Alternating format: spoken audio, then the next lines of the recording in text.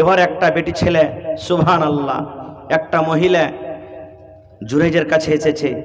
আসার পর তখন বলছে, জুরাইজ, তুমি আমার সাথে একবার জিনা ব্যভিচার করবে না? আমার সাথে তুমি তোমার মনের জৈন পূজাটাকে একবার মিটাবে না? খো আল্লাহওয়ালা নেককার জুরাইজ বলছে, না, আমি এটা কাজ করতে পারবো না। ওখান থেকে সে মহিলা, সে বেটি ছেলে যাওয়ার পর ওই পাঞ্জরে যে রাখাল ছিল, রাখালের সাথে জিনা ব্যভিচার করলো, আর করার পর পেটে সন্তান ধরলো। আপনারা জানেন, সন্তান যখন ধরলো, আস্তে আস্তে দিন গেল, মাস গেল, দুনিয়াতে সন্তানও হয়ে গেল। গ্রামের লোক, সমস্ত লোক বসে গেল। বসে যাওয়ার পর তখন বেটি ছেলেকে বলছে, এরে আল্লাহর বান্দি, এ সন্তান তুই কোথায় পালি রে বান্দি? তোর তো বিয়া হয়নি, তোর শাদী হয়নি, কোথায় তুই এরকম সন্তান তুই মুখ পড়িয়া নিয়ে আলি? এই সন্তানটা তুই কোথায় পালি? আয় আল্লাহর বান্দি বল, এই সন্তান তুই কোথা থেকে নিয়ে আলি? এবার সেই বেটি ছেলে তখন বলতে লাগলো, ও গ্রামের ভাইয়েরা তোমরা শোনো রে, ও গ্রামের লোকেরা তোমরা শোনো, ওই যে জঙ্গলের ভিতরে ওই আবেদ নামে যে একটা লোক আছে, ওই আবেদ নামে যে নিজকে নেককার মনে করে, ওই আবেদ নামে যে নিজকে বলে আমি খুব আল্লাহওয়ালা ভালো বান্দা, ওই আবেদ আমার সাথে জিনা ব্যভিচার করেছে, আর তার নতফা থেকে আমার পেটে সন্তান এসেছে। এই বাচ্চাটা তোমরা যে দেখতে পাও, যে বাচ্চাটা আমার কোলে আছে, এই বাচ্চাটা হলো অমুক বুড়ির বেটা আবেদের বাচ্চা, জুরাইজের বাচ্চা। সুবহানাল্লাহ। যেমন ওর নাম লেওয়া, গ্রামের লোককে লাঠি নিয়ে, কে নিয়ে, কে ইট নিয়ে দৌড়াতে দৌড়াতে, শালার বেটা শালা, ইহা তো খানি ও বলছে যে আমি ইমানদার নেককার হেই হই, আর দেখ কত বড় গুনার কাজ করে বসে আছে। দৌড়াতে দৌড়াতে যায়, আর একবারে ঝোপড়ি যে ইবাদত খানা ছিল ভেঙ্গে চড়ে শেষ করে দিলে, ওয়াকও লাগিয়ে দিলে দু চার বাড়ি। ও বলছে, আরে ভাই, কেনে তোরা আমার এই ইবাদত খানাকে ভাঙলে, আমাকে মারছিস কেন? কারণটা কি? কেউ কিচ্ছু বলে না। বলছে, কারণটা কি? এত বড় তুই পাপ করেছিস, গুনাহ করেছিস, আর বলার পর বলছিস যে কেন এরকম করছিস? হ্যাঁ, হট এখান থেকে, তুই নেককার মনে করছিস, কত বড় ইমানদার। হ্যাঁ, এই দেখে ভিতরে কত বড় আরি লাগে আছে, আর ওপরে ওপরে সুফিগিরি দেখাচ্ছিস তুই। এই কথাটা যখন বলা, তখন বলছে, আরে ভাই হয়েছে কি, একটু কথাটা বলতো। তখন বলছে যে এই বাচ্চাটা কার? বাচ্চাটা কার? তুই যে জঙ্গলের ভিতরে ইবাদত করছিস, নিজকে নেককার মনে করছিস, তুই আসলে জিনা ব্যভিচার কেন করলি? এবার জোরে তখন বলছেন, আমার বাচ্চা নয় রে ভাই, আমার বাচ্চা নয়, ওইটা আমার বাচ্চা নয়, আমি তার সাথে জিনা ব্যভিচার করিনি, কোনো গুনাহ করিনি, সেটা আমার বাচ্চা নয়। কিন্তু বেটি ছেলেটা বলছে এটা হলে আরই বাচ্চা। কারটা মানবে? গ্রামের লোক কার কথাটা মানবে? আবেদের মানবে না বেটি ছেলেটার কথা মানবে? যারা বলেন ভাই, হ্যাঁ, এই দুনিয়াতে দেখবেন সুবহানাল্লাহ, কোন যদি ভালো লোক, যে মুলবি হোক, হাজি হোক, নমাজি মানুষ, ভালো লোক যদি এরকম জিনা ব্যভিচার করে লাই, তার নামটা খুব বেশি আগে দৌড়ায়। কেন? ধলো কাপড়ে বেশি ময়লা লাগে, গান্দা লাগে, ওটা সবাই দেখতে পাই, কিন্তু গুনাহ তো সবার কাছে হবে। আল্লাহ রাসূল সাল্লাল্লাহু আলাইহি ওয়াসাল্লাম বলেছেন, শয়তান ওয়াদা করেছে আমি মানুষের রগে রগে দৌড়াবো, রগে রগে দৌড়াবো, আর ওকে সমস্ত দুনিয়ার যত পাপের কাজ আছে আমি করিয়ে ছাড়বো। কিন্তু আল্লাহ ওয়াদা করেছেন, শয়তান রে যা, যে আমার নেককার বান্দা বান্দি হবে, তোর কথাও শুনবে না খো, তোর কথা শুনবে না খো। খায়ের যা হোক, জুরাইজ বলছে আমার বাচ্চা নয়, আর সে বেটি ছেলে বলছে এটা জুরাইজের বাচ্চা। আব কি হবে? এবার তখন জুরাইজ বলছেন, এ ভাই, তোমরা আমাকে মারিও না, আমাকে একটু সময় দাও, একটু আমাকে টাইম দাও। কি টাইম? বলছে আমি 2 রাকাত নামাজ পড়বো, নামাজ পড়ার পর আমি এই বাচ্চাটাকে জিজ্ঞাসা করবো, বাচ্চারে বাবা তোর কে? হায়রে আল্লাহ, দেখেন আল্লাহর কারিশমা কি, সুবহানাল্লাহ। দুধ খাওয়া বাচ্চা, কোলে বাচ্চা আছে, কেমন করে কথা বলবে? হাদিস বুখারী শরীফের। আল্লাহর নবী বলেছেন, এবার জুরাইজ ওযু করলেন, ওযু করার পর 2 রাকাত নামাজ পড়লেন। নামাজের শেষে আল্লাহর দরবারে দোয়া করছে, রব্বুল আলামিন, সারা জীবন তোমার ইবাদত করেছি, সারা জীবন তোমাকে ডেকেছি, সারা জীবন তোমারই বান্দেগি করেছি, তোমার ছাড়া অন্য কারোর বান্দেগি করিনি, ডাকেনি।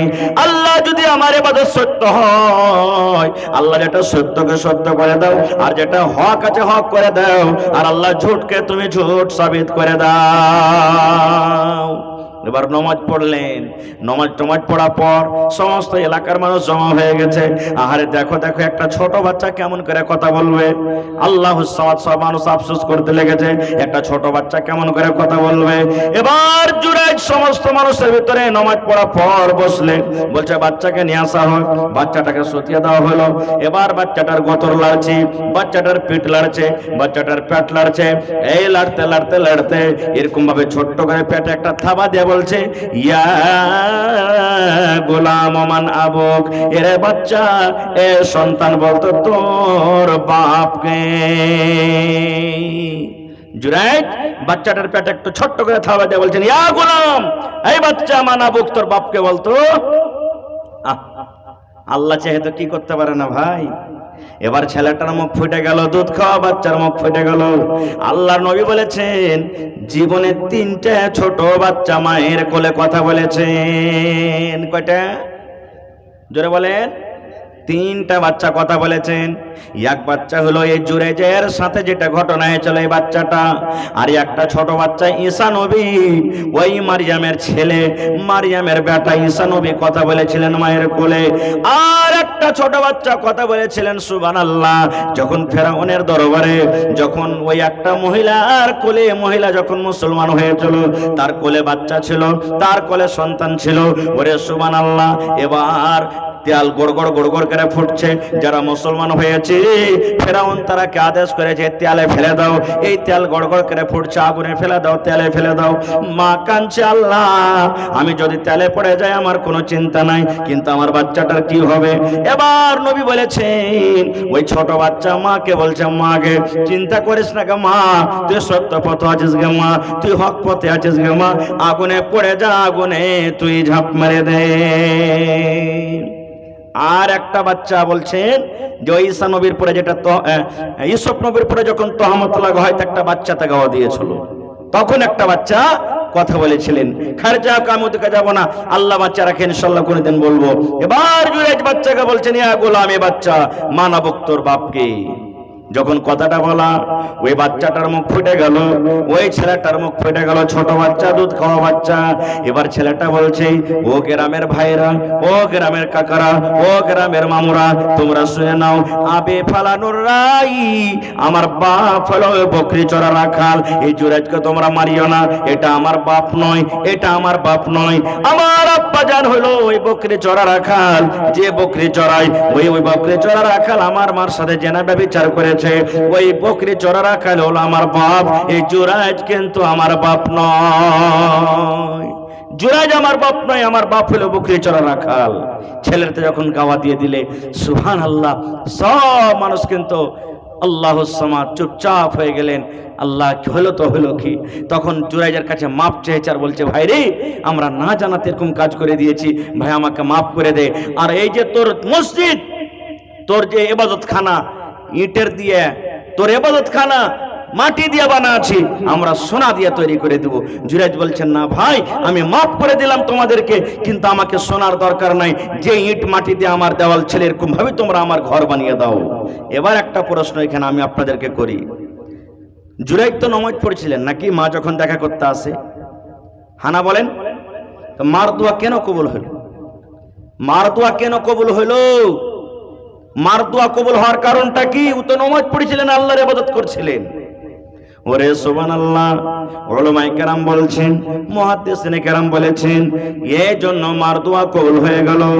যেই টাইমে সমাতে জুরাইজ নামাজ পড়ছিলেন ওই টাইমটার নামাজ ছিল নফল নামাজ। নামাজ ছেড়ে মায়ের সাথে তাকে দেখা করতে হতো। তাহলে বোঝা গেল বন্ধুরে, নফল নামাজ থেকে, তাহাজ্জুদের নামাজ থেকে, তারাবির নামাজ থেকে, সুন্নাত নামাজ থেকে মায়ের মার্তাবা আল্লাহর কাছে বেশি। আপনি যদি ফরজ নামাজ পড়েন, মা যদি ডাকে নামাজ ছাড়তে হবে না। আর যদি আপনি সুন্নাত নামাজ পড়েন, নফল নামাজ পড়েন, আপনাকে নামাজ ছেড়ে মায়ের সাথে দেখা করতে হবে। তাহলে বুঝে দেখেন মায়ের কতটুকু হক, আর একটা কথা বলে দিই, এদিকে জুরাইজের আল্লাহ তাবারক ওয়া তাআলা কেন দোয়া কবুল করলেন? এই জন্য করলেন যে জুরাইজ একমাত্র আল্লাহ তাবারক ওয়া তাআলাকে রাজি করার জন্য ইবাদত করছিলেন। আর আপনারা জানেন যে আল্লাহ তাবারক ওয়া তাআলার পেয়ারা ভালোবাসা বান্দা হবে, আল্লাহ তাআলা তো তার কথা শুনবে, এই জন্য তারও তো আল্লাহর কাছে কবুল করে নিলেন। আর একটা হাদিসের কথা বলি, মা বাপ দুজনই বাড়িতে আছে। একজন সাহাবী এসে বলছেন, ইয়া রাসূলুল্লাহ, আমার বাড়িতে মা আছে, আমার বাড়িতে বেটা আছে, আমার বাড়িতে বেটি আছে, আমার বাড়িতে বাপ আছে, আমার বাড়িতে বোন আছে, আমার বাড়িতে কাকা আছে, দুনিয়ার সমস্ত রিশতেদার আছে, আমার ব্যবহারের হকদারটা প্রথম কি? আমার মা না বাপ না বোন না বেটি না ভাই? নবী বললেন, উম্মুকা, তোমার ব্যবহারের তোমার ভালোবাসার হক প্রথম হলো তোমার মা, তোমার মা, তোমার মা। এবার সে সাহাবী আবার বলছেন, ইয়া রাসূলুল্লাহ, মায়ের পরে কার হক? এবার নবী বললেন, উম্মুকা, তোমার মায়ের হক। আবার সে সাহাবী তৃতীয়বার জিজ্ঞাসা করলেন, ইয়া রাসূলুল্লাহ, এবার কার হক? নবী বললেন, উম্মুকা, তোমার মায়ের হক। এবার 4 নম্বরে সে সাহাবী বলছেন, ইয়া রাসূলুল্লাহ, 3বার বলে দিলেন মায়ের হক, মায়ের হক, মায়ের হক। এবার 4 নম্বরে বলেন তো আমার উপরে আমার কার হক? নবী বললেন, আবুকা, তোমার বাবার হক। মেলায় কথা আছে এখানে লোককে, আমি ওদিকে যাব না। তাহলে মা বাবার মধ্যে নবীজি 3বার দিলেন মায়ের হক আর 1বার দিলেন বাবার হক। এইখানে হকটা দেখাচ্ছে কেন মায়ের হক বেশি হলো, বাপের হক কেন হলো? তাহলে মারই খিদমত করতে হবে, বাবাকে ঢাকা মারতে হবে তা নয়, মা বাবার দুজনেরই হক বরাবর। কিন্তু হাদিসটাতে বলা হয়েছে আল্লাহ বাচ্চারাকে কেন হলো হক, আমি পরে কোনোদিন বলবো। ভাইরে মৌসুম কেমন কেমন করছে, তবে ভাই দেখি মা বাবার প্রতি মহব্বত ভালোবাসা কার আছে আজকে দেখবো। দেখি মা বাপকে কে ভালোবাসেন, মা বাপ মারা গেছে কিংবা বেঁচে আছে, মা বাপের জন্য দোয়া করবেন। আল্লাহ রাসূল বলেছেন, আল্লাহ কোরআনে বলেন, মা বাবার জন্য তোমরা দোয়া করবে, রব্বির হামহুমা কামা রব্বায়ানি সগীরা, রব্বির হামহুমা কামা রব্বায়ানি সগীরা। এটা মা বাবার জন্য দোয়া করবেন। সেই মা বাপকে স্মরণ করে যারা বেঁচে আছেন আলহামদুলিল্লাহ, যারা কবরে চলে গেছেন, দেখি একটা লোক কেউ এমন আছেন 1 কাঠা জমি দান করতে পারবেন, 1 ডিসমিল জমিন দান করতে পারবেন, একটা গরু ছাগল দান করতে পারবেন, দেখি 100 সেফটি বালুর আবদার করেছি দান করতে পারবেন, দেখি 30টা পাংখার আবদার করেছি। ভাই যারা দান করেছেন তাও, না করেছেন তাও, নামাজ পড়বে কত লোক নেকি পাবেন, সুবহানাল্লাহ, আপনি নেকি পাবেন, আর মানুষরা ইবাদত করবে। দেখি প্রথমে বিসমিল্লাহ বলে কোনো ভাই, মা, খালা, দাদি, নানি আছেন, মা বাবাকে স্মরণ করে একটা পাংখা গালা দান করতে পারবেন এই মসজিদের জন্য? আসেন তো দেখি, 5000 টাকা কোনো আল্লাহর বান্দা দিতে পারবেন? দেখি আসেন তো মজলিস থেকে একটা লোক, কোন মা, খালা, দাদি, নানি আছেন, গলার হার গলা দান করতে পারবেন, হাতের কি বলছে চুড়ি, পার পায়াল, নাকের কানের, হাতের আংটি দান করতে পারবেন? আসেন 5 থেকে 10 মিনিটের মধ্যে চট করে আসেন, আমার হাতে দানটা দেন তো দেখি কোন আল্লাহর বান্দা, আল্লাহর বান্দি এমন আছেন যে মা বাপকে স্মরণ করে আল্লাহুস সামাদ 100 সেফটি বালু কিংবা সিমেন্ট কিংবা একটা ছাদ পাংখা কিংবা দেখি আল্লাহর সুবহানাল্লাহ ঘরের জন্য দেখি 1 কুইন্টাল রডের দাম কেউ দান করতে পারবেন? আসেন তো দেখি কোন আল্লাহওয়ালা আছেন, কোন আল্লাহওয়ালি আছেন? মাঠে ঘাটে কোন জায়গাতে জমিন আছে, বিক্রি করে দিবেন, যা টাকা হবে লাগিয়ে দিবেন, টাইলস লাগিয়ে দিলেন, বালু দিয়ে দিলেন, পাংখা দিয়ে দিলেন, রং করিয়ে দিলেন, খিড়কি দিয়ে দিলেন, কেওয়ার দিয়ে দিলেন, যেটা আপনার সুবিধা হবে দিয়ে দিবেন। আসেন তো দেখি কেউ আছে নাকি? একটা দান এসছে কেউ?